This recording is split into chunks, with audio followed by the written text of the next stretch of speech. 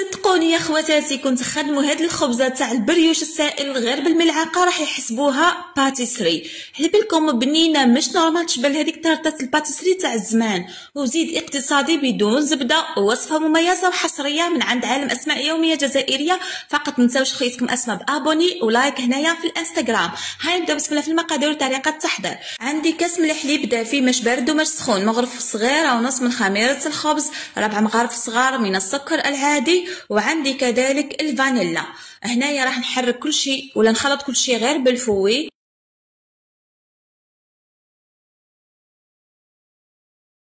هنايا راح نضيف كميه قليله من الفرينه، حوالي فايت نص كاس، حتى نتحصل على هذا الخليط هكا شويه ثقيل بصح ماش بزاف. راح نغطيه نخليه حوالي 15 دقيقه. من بعد نرجع ليها. هنايا شوفوا كيفاش تفاعل معايا.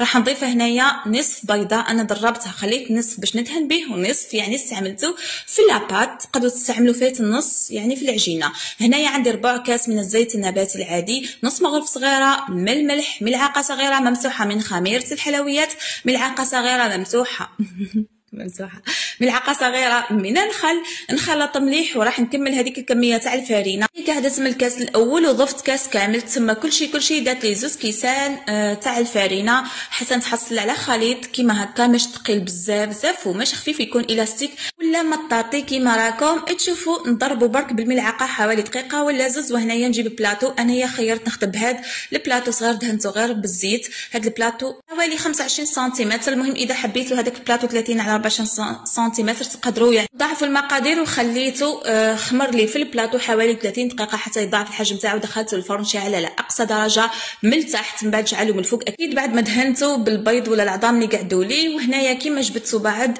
درت له شوكولاته الطلاء من الفوق، تقدروا تستبدلوها بهذاك لا كونفيتور.